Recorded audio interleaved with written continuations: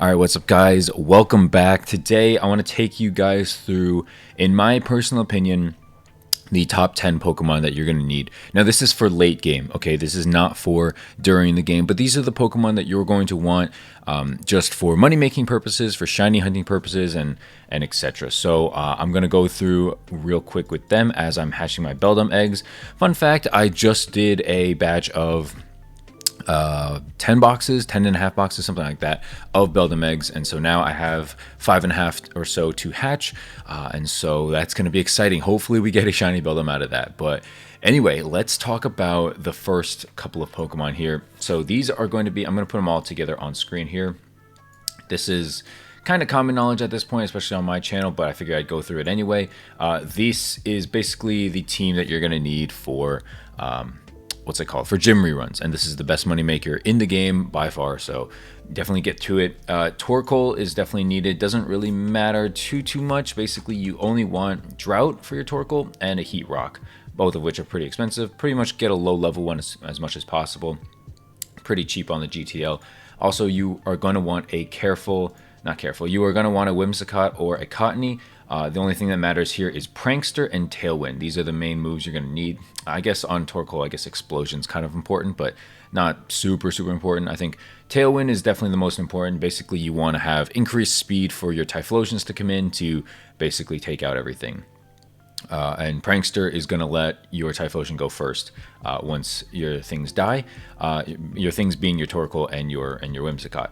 Typhlosion, you're going to want 2 of these, and you're going to want Choice Specs. You're not going to want Calm Nature. You're going to want something that either boosts your speed or special attack. I would recommend getting a 31 of each if you cannot afford for some reason. 28 to 30 is fine as well. And then obviously EV train it in as such.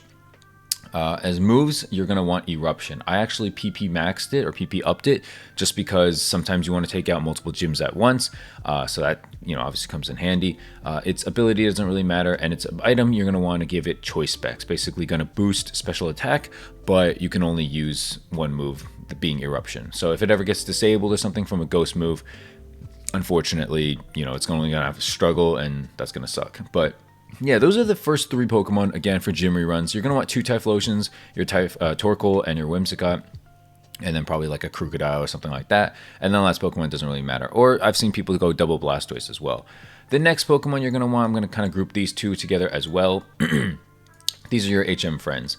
It doesn't really matter exactly which ones, so I'm going to go through these 2 specifically, why I use them. So first off, well, Dragonite's kind of a bad example, but this Dragonite's a bad example, but basically you want to have someone with Fly, with Surf, with Waterfall, Strength, and Cut, and things like that. So Dragonite's a really good, buddy for that, I guess, just because it's got good stats overall, and then obviously it has a wide move set for moves to learn, and a lot of that is obviously going to be HMs in this case.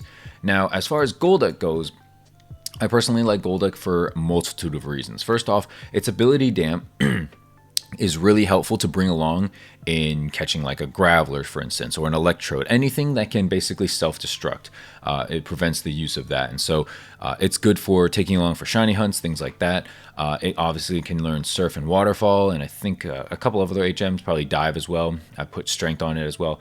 And then Soak is another really important move, in my opinion, for catching Pokemon, because you're going to want something with Soak to basically be able to false swipe like ghost types, for instance, right? Because Soak, if you want to read the description right here, basically changes the target's type to water. And I don't know how many of you guys know this, but you can't false swipe a ghost type. You can't false swipe certain types out there. And so if it's a water type instead, you can false swipe it, get it down to very low HP, 1 HP, I guess, and then go ahead and Spore with your next Pokemon, which is going to be... Let me bring them up.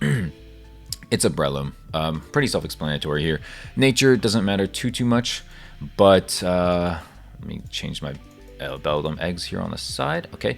Yeah, nature doesn't matter like a ton, but I would recommend getting something with plus attack or plus speed, and try not to hurt the other ones if you can avoid it. This one, unfortunately, was not EV trained super correctly. That's my fault. But it is 31 attack, 31 speed, and then give it a Toxic Orb. The reason you want Toxic Orb is because of its ability, Poison Heal. Basically, for catching Dittos, it's really... it's really good for that. Yeah, basically it's going to heal itself. If it's poisoned, and with a toxic orb, it's always going to heal itself. So that's what I would do. I basically, this is the moveset I use for Brellum. This is perfect for catching Dittos, which is probably the best moneymaker for Pokemon catching in the game. Basically, you just substitute, False Swipe, Spore, and there you go. Some Brellums I have Strength, some Brellums I have Cut, things like that. It doesn't really matter a whole lot. But that's that. That's a Brellum. I have 3 of these just because I enjoy catching Dittos, and it's kind of mindless for me, and it's a good moneymaker. So that's Brellum. So that's number 6. Number 7 doesn't have to be this, but it is a Meganium. The only thing on the Meganium that matters at all is Sweet Scent. You want a Sweet Scent Pokemon to take with you.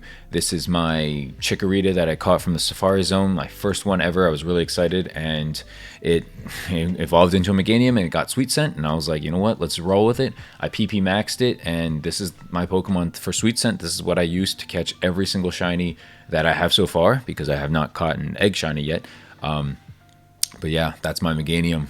Sweet Scent, very important. I put Flash and a couple other HMs here as well, just because, you know, it's very useful. I try not to put like duplicate HMs, like Strength or Cuts, things like that. Like that, my Dragonite or my not Gyarados, my Golduck can have. Try to have different stuff. Yeah, so that's why Meganium's kind of cool. A lot of other HMs, as well as obviously Sweet Scent. Next up is going to be a couple of utility Pokemon. These are very specific to certain hunts and certain things you're trying to do. So first off, I've got a Menchino. Only thing that matters on a Menchino here is that the fact that it's male and it's got Cute Charm. Basically, Cute Charm is going to, how do you want to say it? It gives you a 25% boost to see the other gender Pokemon in the wild. So if you're leading your party with a male, like a Menchino here, yeah, Cute Charm is going to attract more females, and vice versa. If you have a female, it's going to attract more males. So that's useful for, you know, certain hunts like Eevee or things like that, you know, like rare female Pokemon, or starters, I guess, too. Because, like, for instance, if I pull up the GTL and just search like an Eevee, right? I don't know if Eevee's going to be a great idea right now, but you can see here most males are coming in what, like 3K, you know, 2.5K, something like that. And then if I put it to female, it's like 6K, right? Things like that. If I do, for instance, Charmander, you know, 5, 7K, and then if I just did male, it's coming at like 3, 4K. So like some of them matter more than others, obviously, but yeah, Menchino, it doesn't really matter what Pokemon you specifically select, but I went with Menchino just because it was easy to catch, and Cute Charm it is. That's number 8. Number 9 is going to be, you guessed it, a Payday Meowth. This is very important. Unfortunately, this one has -10 attack for its nature, which is really not good because you want 31 attack, 31 speed if possible. Obviously, I cheaped out a little bit here, but yeah, basically you just want Payday and pick up. These are the main abilities.